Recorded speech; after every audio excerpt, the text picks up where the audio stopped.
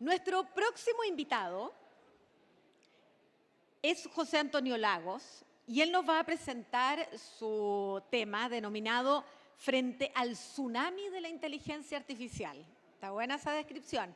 Un verdadero tsunami, preparando y desplegando la nueva función de auditoría interna. José Antonio Lagos tiene 25 años de experiencia en la industria de servicios profesionales en funciones de auditor de sistemas de información, consultoría tecnológica, inteligencia de negocios, seguridad de la información, gestión de riesgo estratégico y operacional, desarrollos de planes de continuidad de negocio y gestión de crisis. Es contador auditor, tiene un máster en gestión de negocios, máster en tecnología de información y gestión, máster en marketing y comercialización, máster en economía energética y cuenta además con las certificaciones profesionales CISA, CISM, CDPSE y además es doctor en administración de negocios de la Universidad de Chile.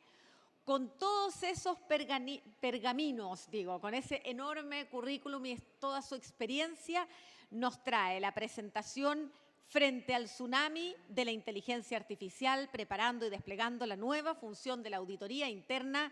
Con este fuerte aplauso saludamos a José Antonio Lagos.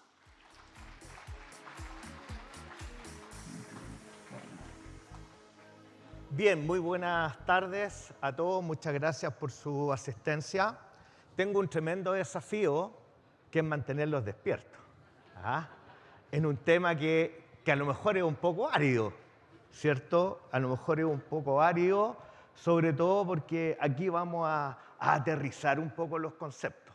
Vamos a ver cosas prácticas y va a ser un poco árido. Voy a tratar de explicarlo de la manera más simple posible para que me entiendan y entiendan el tsunami que estamos viviendo. En realidad, cuando uno empieza a estudiar, a investigar, a leer paper académicos de lo que está sucediendo, es un gran cambio. En general, existen 4 fuerzas del mercado que están generando los cambios que estamos viendo hoy día. El primer cambio es el cambio de los consumidores. Son súper distintos. Ya veíamos en la reunión de la mañana, cuando exponía un baby boomer, la generación Z, la generación millennial o la generación touch, tiene costumbres súper distintas a las nuestras. Y eso hace que las organizaciones tengan que reconocer el cambio de comportamiento de los clientes, entendiendo los cambios generacionales que estamos viendo. También el cambio tecnológico, obviamente, es un tema importante, pero también los cambios de los modelos de negocio. O sea, cada vez vemos distintos modelos de negocio. Y por último, el cambio social ambiental. Esos 4 elementos lo que generan son cambios exponenciales de distinta naturaleza, cambios exponenciales que llevan a las organizaciones a transformarse digitalmente, incorporando tecnología, ¿cierto? Probablemente el hecho de irse a la nube es una de las primeras opciones que hacen las compañías, ¿cierto? Y muchas compañías toman la decisión de irse a la nube, ¿ya? A todo esto, ¿ustedes saben por qué los ingenieros en computación no se van a ir al cielo? Porque se van a la nube. Se van a la nube. Eso es para que despertemos un rato. Entonces, es importante que es la primera tecnología, pero la verdad de las cosas es que últimamente la inteligencia artificial está arrasando con todo. Más que la inteligencia artificial, es el machine learning y son los agentes de IA los que están arrasando con todo, ¿cierto? Probablemente hace 6 años atrás se hablaba mucho de blockchain y blockchain estaba liderando el mercado en la tecnología y todas las inversiones iban a blockchain. Pero después el mercado se dio cuenta que había una tecnología que estaba creciendo mucho más rápido, producto de que los datos se van acumulando, producto de que los procesadores son mucho más rápidos.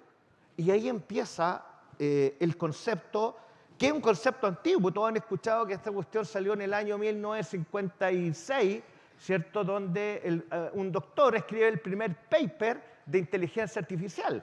O sea, 1957. Desde ahí que existe el concepto.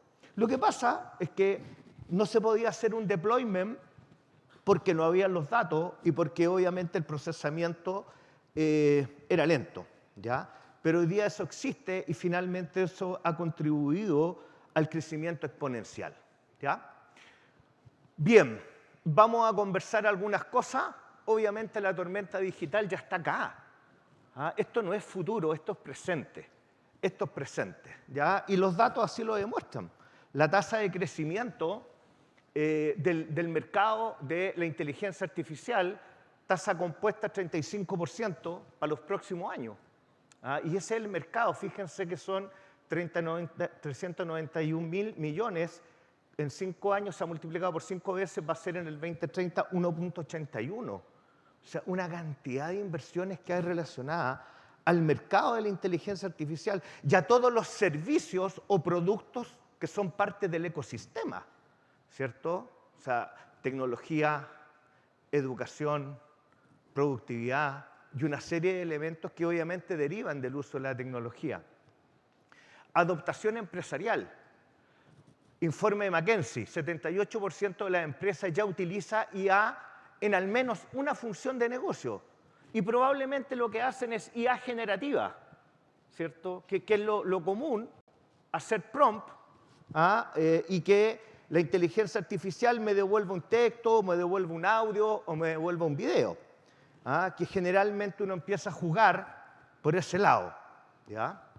Pero en realidad los impactos fuertes no están por ese lado. Los impactos importantes están por machine learning y están por agentes de inteligencia artificial. Es ahí donde realmente la creación de valor para la organización es importante. Ahora, como todas las cosas, esto tiene una serie de riesgos, ¿ya? Y uno de los grandes riesgos que tiene la inteligencia artificial, además de la carrera armamentista, viendo acá, ¿cierto?, a Carabineros, porque es un tema la carrera armamentista en la inteligencia artificial, ¿cierto? Es un riesgo, ¿ah? Pero el desplazamiento laboral, ¿cierto? ¿Ustedes se preocupan por eso, no? ¿Sienten que pueden ser desplazados por la IA? ¿No? Bueno, yo hace 2 años me sentí súper preocupado. Y como me sentí tan preocupado, dije, me tengo que pegar un baño de inteligencia artificial. Y me puse a estudiar. Es lo que uno tiene que hacer. Pues. Voy a gestionar el riesgo del desplazamiento laboral. Técnica de gestión de riesgo, estudia. ¿Cierto? Entonces me puse a estudiar un programa de estrategia en inteligencia artificial, de liderazgo en inteligencia artificial. Después me dije, necesito aprender Data Analytics. Bueno, aprendí Analytics, después hice un tema de inteligencia artificial para los negocios. Eso no lo comentaste, No dejaste esos títulos en la presentación. Y ahora estoy terminando el diploma en Python. Ya estoy terminando, me queda súper poco. Porque en realidad eso es lo que necesita un profesional hoy día. Porque si no, vamos a tener este problema. O sea, se van a destruir más de 90 millones de empleos, se van a crear más de 70 y tenemos un déficit de 14 millones. Eso. Ahora, ¿eso ustedes creen que va a pasar para el 2030? ¿Sí? ¿No? ¿Leyeron esta noticia que salió en el Diario Financiero? 1.600 desempleados, industria financiera, mayo 2024, mayo 2025, 1.600.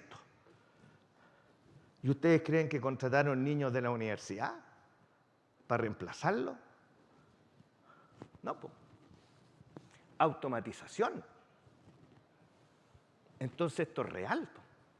El riesgo de desplazamiento del trabajo es real y la industria financiera entiende que tiene que mejorar productividad, ¿cierto? A lo mejor el próximo año vamos a estar en este mismo congreso.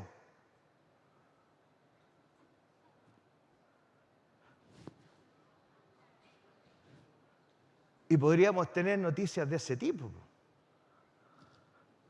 ¿Por qué?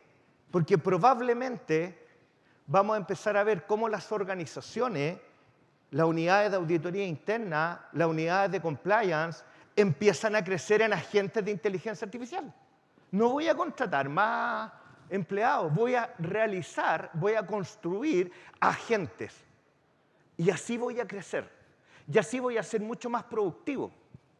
Entonces, si no nos ocupamos de gestionar este riesgo, si no nos damos un baño digital fuerte, claramente la inteligencia artificial nos va a desplazar. No solamente a nosotros. O sea, aquí hay muchas profesiones que se van a ver desplazadas, producto de no entender lo que está sucediendo. Al final uno siempre tiene que estar leyendo el entorno de lo que está sucediendo y capturar eso y hacer los cambios. Porque si no, lo que le pasa a muchas empresas, pues desaparecen. Y ejemplo hay muchos. Kodak, Blockbuster. ¿Qué es lo que dicen los estudios? Los estudios dicen que en el siglo pasado el promedio de vida de una empresa eran 68 años. Estudios actuales dicen que el promedio de vida de una organización, si no se transforma digitalmente, es de 12 años.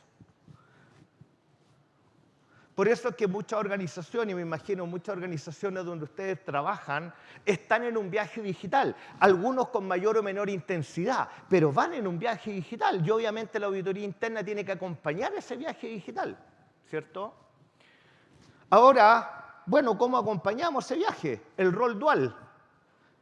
Yo soy el auditor que evalúa algoritmos, que evalúa agentes de inteligencia artificial, ¿cierto? Y tengo un rol independiente, ¿cierto?, de auditar la tecnología, en este caso auditar algoritmos que están desarrollados por la línea.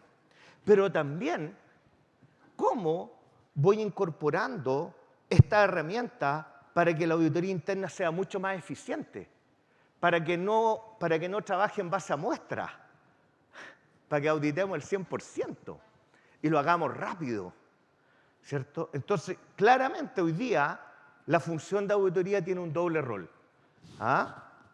En el mundo del management hay una teoría que se llama la teoría de la ambidextralidad. Y la teoría de ambidextralidad dice que las empresas se tienen que preocupar del corto plazo, pero también del largo plazo. Y tengo que tener un equilibrio, porque si no, no me va a ir bien. O sea, si yo quiero ser un player en el mercado, tengo que ser ambidiestro. Esto es lo mismo, po. Si yo quiero hacer una función de auditoría pro, necesito ser ambidiestro. Y obviamente equilibrar el auditor como evaluador y el auditor como usuario, ¿cierto? Para eso tengo que generar una muy buena estrategia de inteligencia artificial para auditoría. ¿Qué cosa voy a hacer? ¿Qué cosas voy a incorporar? La primera pregunta no es qué tecnología voy a utilizar. La primera pregunta es, ¿dónde están los errores?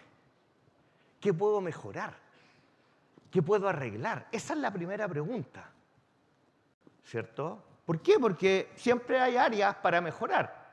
Siempre existen oportunidades que permiten que la auditoría interna sea mejor. ¿Cómo me puede ayudar el Machine Learning, la IA generativa, los agentes de IA a resolver un problema? Primera pregunta. Segunda pregunta, ¿tengo los datos o no tengo los datos? Fundamental. Los datos son el petróleo del futuro.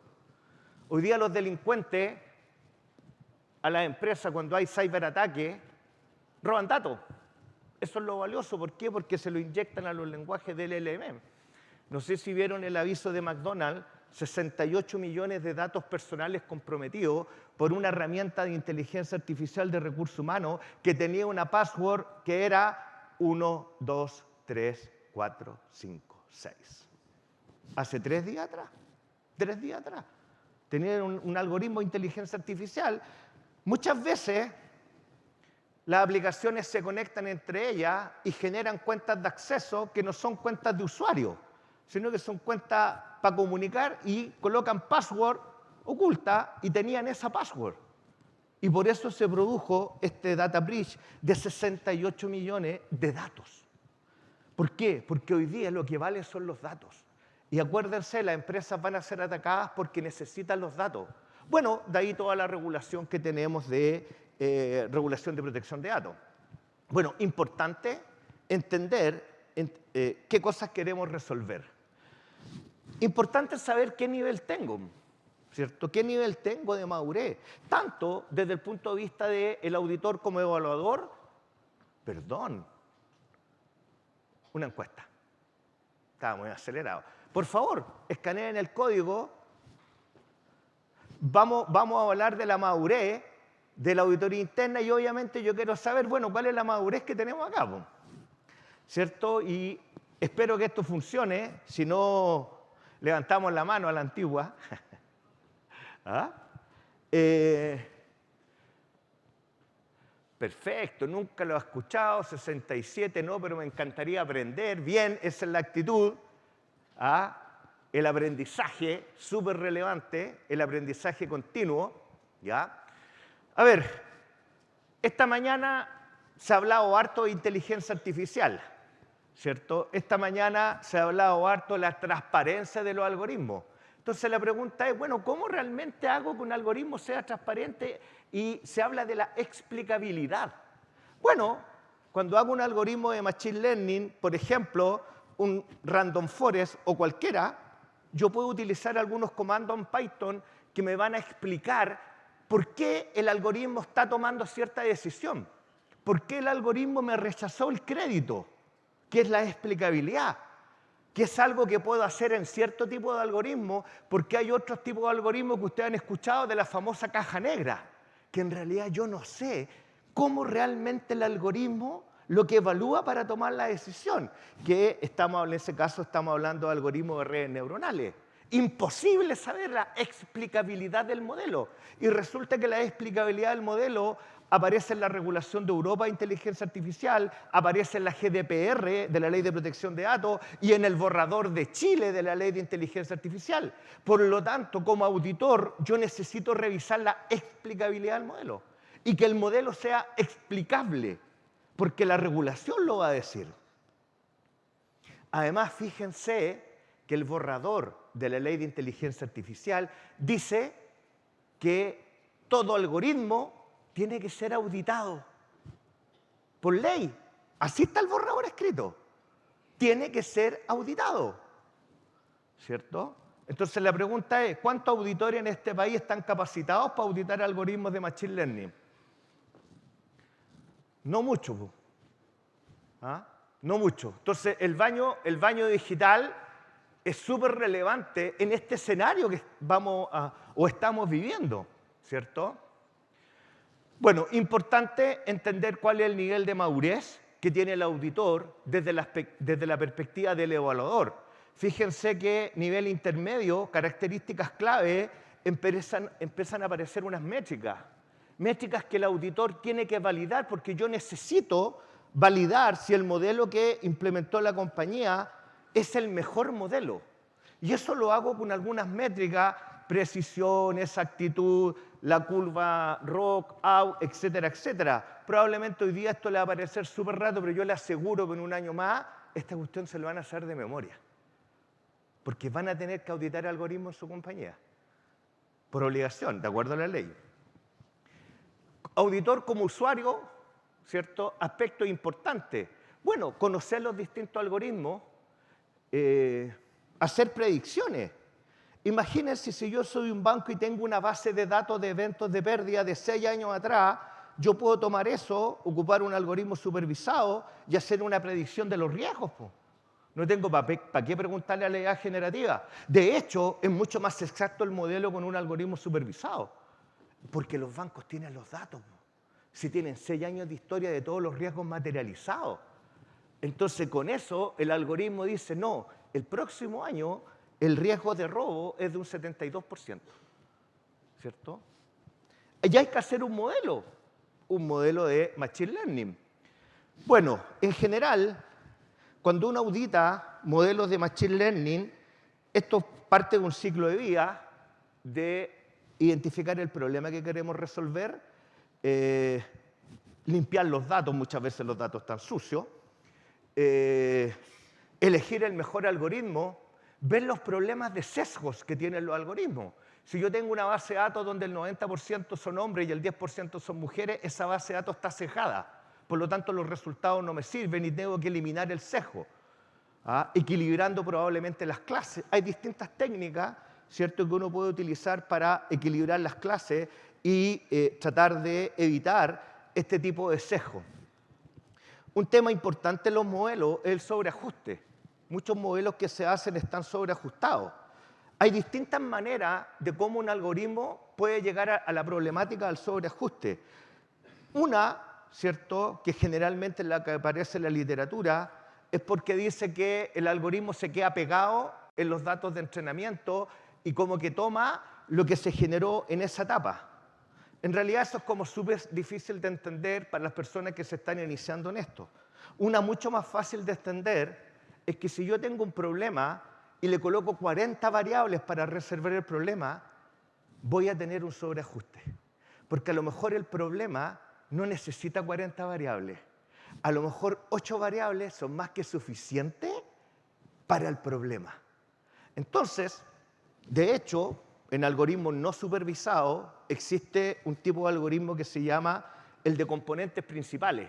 Entonces, cuando yo tengo un modelo con 40 variables, yo voy a echar a correr ese algoritmo y el propio algoritmo me va a decir, mira, de estas 40 variables, estas 6 variables resuelven tu problema. O sea, es como el 80-20. Entonces, vamos a ocupar esas 6 variables para el algoritmo y de esa forma vamos a evitar un problema súper común que es el sobreajuste. ¿Ya? Bueno, probablemente muchos han visto esta imagen. Lo importante es que usted generalmente se habla de inteligencia artificial, pero aquí lo que está moviendo todo este tema es el machine learning. El deep learning en general son problemas más complejos donde se utilizan redes neuronales. Después viene el concepto de la IA generativa, que son los famosos PRON, y dentro de IA generativa están los famosos agentes de IA. Los agentes de IA hoy día en el mercado se pueden clasificar en 3 grandes tipos.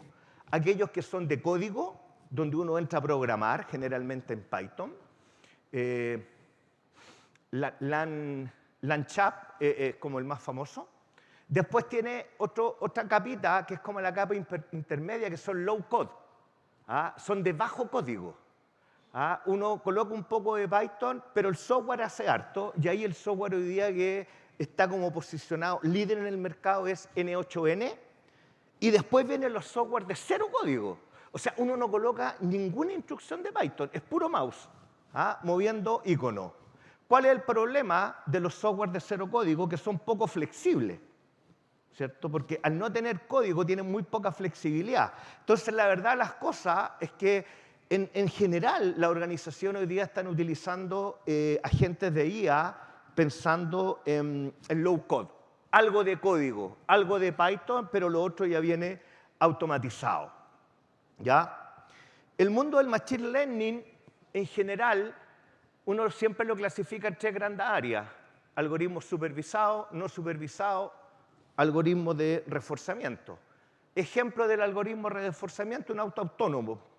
O el robot que limpia en la casa, que choca con las patas de la silla, va aprendiendo, ¿cierto? Y va generando la ruta. Reforzamiento, esto es castigo, premio. El algoritmo supervisado es cuando yo tengo súper claro el problema. O sea, piensen ustedes en una tabla Excel de 100.000 registros, donde cada transacción me dice 0 si le di crédito a una persona, 1 si no le di crédito. Entonces, la función objetivo es 0 o 1, es dicotómica. Y eso es explicado por distintas variables. ¿Ya? Si ese es el caso que queremos resolver, algoritmo supervisado. Si no, vamos a los algoritmos no supervisados. Cluster, agrupa, ¿cierto? Veamos qué es lo que tenemos que auditar en la práctica. ¿Ya? Supongamos que la empresa hizo un modelo de detección de fraude. Y estas son las columnas. Una transacción, el monto, el tipo de transacción. Puede ser una compra online, puede ser una compra por un POS, un point of sale, punto de venta, un ATM, cajero automático, transferencia bancaria. Distintas localizaciones, distintos tiempos, una edad de la cuenta, cuántos años tiene la cuenta de la organización, un segmento cliente, retail, business, corporate, un score de riesgo interno y la columna fraude. Algunos con 0, la transacción es efectiva, real, no tiene problema, y con 1, esa transacción fue un fraude, ¿cierto? Entonces queremos hacer un modelo predictivo que incluso lo podría hacer auditoría para apoyar su revisión, ¿ya? Lo primero que uno hace desde el punto de vista de ciencia de datos es hacer gráfico para ver qué es lo que me dicen los datos. Los datos siempre dicen cosas. Hay patrones ocultos en las cosas que nosotros no visualizamos, que sí visualizan los algoritmos, ¿ya? Aquí yo ya puedo tomar o ver ciertas cosas. Aquí los fraudes ocurren los días domingos, los jueves y los lunes. ¿Ah? ATM probablemente es lo mayor, y tipo de transacción versus fraude se están produciendo por ATM. ¿Cierto? Aquí yo ya sé que los fraudes se están produciendo por ATM. ¿Ya? ¿Y cuál es el segmento de cliente más perjudicado? Corporativo. Bueno, hay algo que uno como auditor tiene que auditar, que es la famosa matriz de confusión. Que la verdad las cosas que yo creo que el nombre está súper bien puesto, porque es confusa, cuesta entenderla. A mí me costó varias semanas poder realmente asimilar qué es lo que significa la matriz de confusión. ¿Ah? Pero en general estamos hablando de cómo el modelo de alguna u otra manera actúa, ¿cierto? Por un lado tenemos verdaderos negativos, que en el fondo el modelo me dice, mira, esta transacción no es fraude, y en la verdad las cosas que no fue fraude, verdadero negativo. Después tenemos el verdadero positivo, que el modelo me dice, mira, esta transacción es fraude, y efectivamente era fraude, ¿cierto? Después tenemos el falso positivo, que es lo que nos consume investigar, y perdemos tiempo en los falsos positivos. ¿Por qué? Porque el modelo me dice que es fraude, pero en la práctica no era fraude, y yo fui a investigar. Esto muchas veces lo que seguramente les pasa para que asocien que están haciendo una transacción por tarjeta de crédito y le bloquean la tarjeta, o le llega un mensaje diciendo, ¿usted está haciendo esta transacción? ¿Cierto? Eso es lo que hace el banco, eso hace la casa comercial.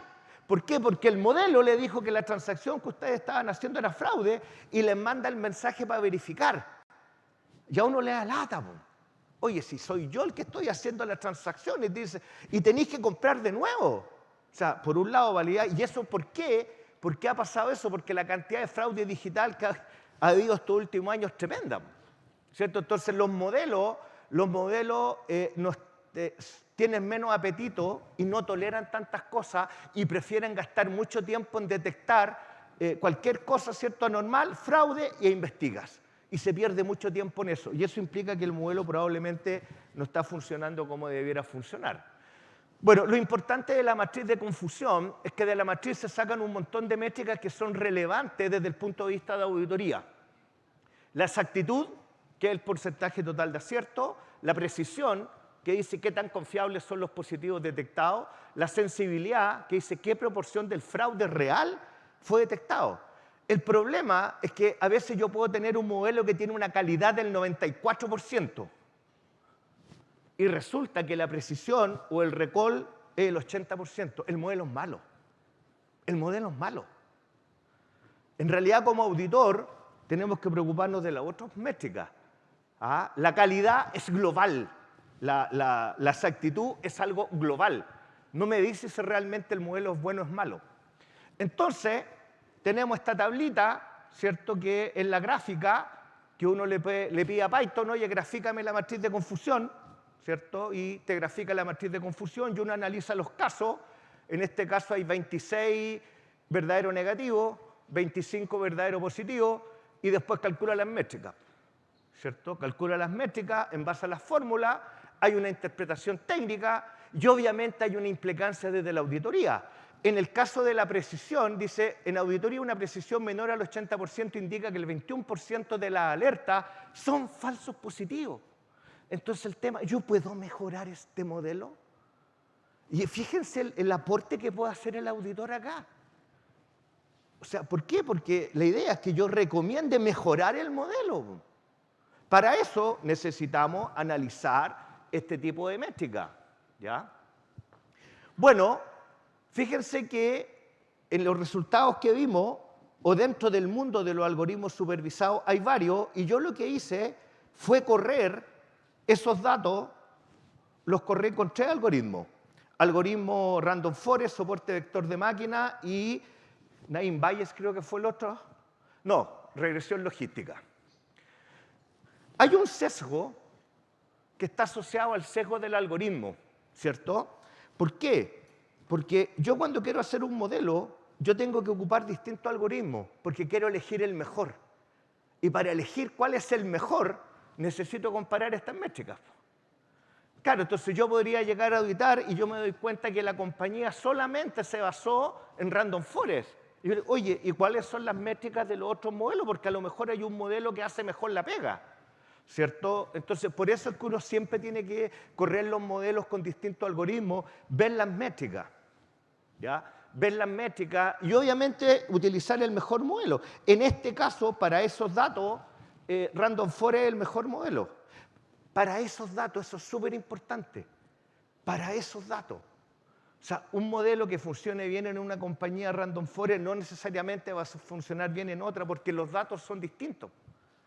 Entonces uno necesita, si bien es cierto uno puede tener el algoritmo hecho, los datos finalmente van a dar métricas distintas. Bien. Lamentablemente, hay cosas que son súper importantes cuando uno corre los algoritmos y es lo que se conocen como los hiperparámetros. Cuando yo tengo un universo de datos, de 1 millón de datos, generalmente yo digo, mira, el 70% de estos datos va a entrenamiento, el 30% va a evaluación. Pero antes de correr el algoritmo, yo tengo que definir los hiperparámetros. Y el cálculo o la definición de los hiperparámetros afecta al cálculo final. Entonces yo como auditor necesito ver, a ver, ¿qué parámetro usted utilizó cuando corrió el algoritmo? Y aquí tenemos puro información encriptada, ¿cierto? Entonces aquí fíjense que hay un C que es igual a 10 y hay un peso de la clase que dice balanceada. El peso de la clase en este caso es 0 y 1, fraude o no fraude. Y está balanceada, 50 y 50. Entonces, si yo corro un algoritmo donde la clase es balanceada, a lo mejor a mí me gustaría ver, bueno, ¿y qué pasa si a mí me interesan más los falsos positivos? Entonces voy a darle mayor peso a una clase, voy a darle mayor peso a lo que es fraude, porque eso me interesa. Entonces, ¿cuáles son los resultados finales? ¿Son mejores o peores de utilizar un algoritmo con una clase balanceada? Y lo mismo con el C, fíjese lo que hace, que es penaliza errores de la clasificación. O sea, cuando el algoritmo se equivoca, comete errores, el algoritmo penaliza ese tipo de errores. Entonces la pregunta es, ¿qué pasa si corro el algoritmo de nuevo y le digo que el C sea 1 para que no me penalice tanto los errores? ¿Tendré un mejor modelo o no? Bueno, ahí están los cálculos, ¿cierto? Clase C10, clase C1. ¿Ya? Y fíjense cómo cambian los datos. Métrica, calidad, AUC. Fíjense que el AUC es mucho mejor para la clase 1. Entonces, claro, fíjense que en realidad, simplemente por haber cambiado el hiperparámetro, yo tenía un modelo equivocado, o mejor dicho, puedo tener un mejor modelo, ¿cierto? Que va a detectar mejor el fraude y no tener tantos falsos positivos, ¿cierto? ¿Qué pasa si cambio el peso? Fíjense cómo de falsos positivos que teníamos 28, ahora bajó a 8. O sea, el modelo es más eficiente, ¿cierto? Bueno, todos los algoritmos tienen hiperparámetros y obviamente uno como auditor, dependiendo del algoritmo, tiene que entender qué es lo que hace cada uno de esos parámetros. Y esa es la forma en que uno va auditando. Hay otra métrica súper importante que es el área bajo la curva. El área bajo la curva dice, mira, mientras más cerca esté de 1, el algoritmo es mejor. Y acá están el AUC por Random Forest, por regresión logística. Claramente el Random Forest, de nuevo, esto yo no solamente me tengo que basar en un dato, ¿cierto? Yo aquí tengo 2 métricas que me están diciendo que Random Forest es el mejor algoritmo para la detección de fraude. Las métricas y la curva, el área bajo la curva. Entonces, es el algoritmo que tengo que ocupar, ¿Ya? Ahora, ¿qué es lo que pasa? Fíjense esa flechita que está ahí, es como el apetito al riesgo. Es como el apetito al riesgo. Porque si yo tengo un algoritmo que está tomando decisiones asociadas con vida humana, yo voy a exigir que esta cuestión tiene que estar arriba del 0,95. O sea, no puedo tener falsos positivos, porque ese falso positivo es la muerte de una persona, ¿cierto? Entonces, el apetito al riesgo que le voy a exigir al modelo es arriba de 0,95. Por el modelo, ¿cierto? Por el negocio, por lo que estoy implementando. Y eso es súper importante entenderlo también, ¿cierto? Y eso el auditor que hace este trabajo debe saberlo y no puede aceptar algoritmo en una clínica, ¿cierto? Bajo un área bajo la curva bajo 0,9, porque el riesgo que se muera alguien es alto. ¿Ok? Bien, en base a esto, bueno, claramente los auditores necesitamos nuevas habilidades, habilidades que son técnicas, del punto de vista de data science, del punto de vista de machine learning, del punto de vista de programación en Python o en R, y habilidades blandas. Habilidades blandas, y probablemente lo que yo pienso es que el pensamiento crítico, la habilidad que hay que desarrollar. El pensamiento crítico. ¿Por qué ocupaste Random Forest si no ocupaste soporte vector de máquina? ¿Por qué colocaste en la clase 10 y no colocaste en la clase 5? O sea, ese es el pensamiento que hay que tener hoy día y es una de las habilidades blandas más solicitadas en los profesionales nuevos. Pensamiento crítico. ¿Ya? No podemos quedarnos simplemente con las cosas que nos digan. ¿Ya?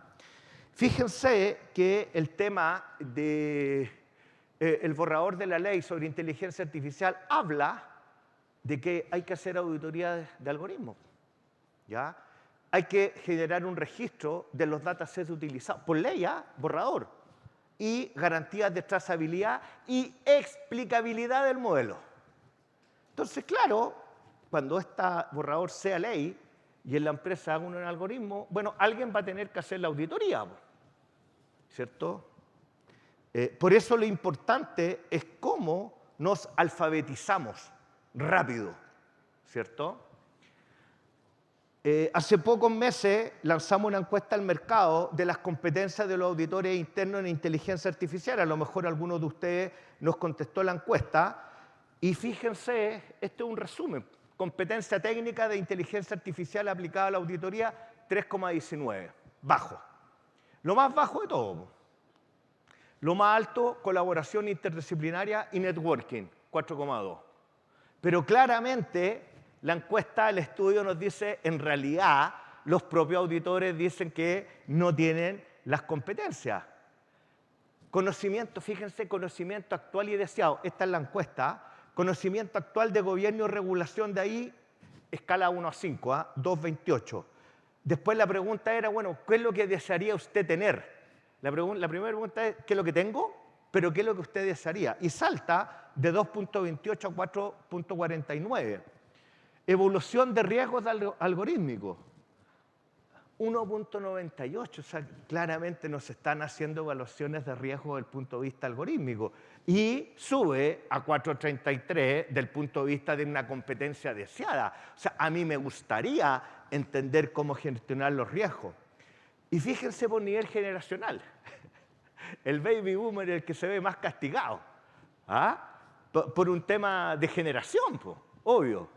¿Cierto? Entonces, claro, en promedio el baby boomer aparece con 2,85 y la generación Z con 3,58 y generación Y con 3,67. Bueno, esto es un adelanto nomás del estudio. El estudio probablemente lo vamos a sacar en un par de semanas. La idea es distribuirlo. Es mucho más grande, son más de 25 preguntas que nos permiten tener una visión del nivel de competencia existente en el mundo de la auditoría interna. De ahí que existen grandes desafíos. Entender los modelos. Algunos modelos son simples, otros son complejos. Falta de regulaciones homogéneas. Empiezan a salir regulaciones por todos lados y no hay una regulación transversal. Tenemos temas en la regulación de ciberseguridad e infraestructura crítica, protección de datos, y ahora vamos a salir con inteligencia artificial. Bueno, de hecho, ya la regulación de protección de datos, hay un artículo que dice, si es que usted utiliza o hay algoritmos que están tomando decisiones, automáticamente tiene que hacer una evaluación de impacto de privacidad, ¿cierto? Por lo tanto, si es que la organización está con algoritmos que utilizan dato personal, hay que hacer un PIA. ¿Ah? Hay que hacer un PIA, y eso lo dice la Ley de Protección de Datos. Carencia de talento, probablemente el riesgo más importante del punto de vista de cómo nos estamos viendo afectados en la profesión. Punto final, bueno, ¿qué queremos? ¿Queremos ver la película o queremos ser los actores? Porque si no, el riesgo de desplazamiento nos va a abandonar. ¿Ah? Los 1.600 personas que ya salieron de la industria financiera, las 8.000 personas que despidió IBM. Hace 3 meses atrás salió un aviso de IBM, despidió 8.000 personas a nivel mundial, reemplazados por inteligencia artificial, ¿cierto? Bien, los quiero invitar, vamos a hacer un sorteo, hemos preparado un curso de auditoría y machine learning, donde obviamente aterrizamos todas estas cosas, un curso que dura aproximadamente 34 horas, y vamos a sortear 2 cupos gratis para el curso, ¿ya? En el stand de Cybertrust hay una ficha con el temario, los horarios. Lo único que tienen que hacer es registrarse en este código o registrarse en el código del stand, ¿cierto? Y vamos a comunicar a los ganadores que van a poder participar y comenzar este viaje de cambio de mindset, comenzar este viaje de alfabetización digital en estos temas que de alguna u otra manera nos están afectando como profesión, ¿ya? Pueden pasar al stand y darle las gracias por su atención. Espero no haber sido tan técnico, pero lo que a mí me interesaba es que ustedes vieran los cambios que realmente hay que hacer y cómo tenemos que auditar, si es el problema, ¿cierto? O sea, el otro día vi un video en YouTube de una clínica y la clínica decía que tenía más de 20 algoritmos que estaban haciendo cosas.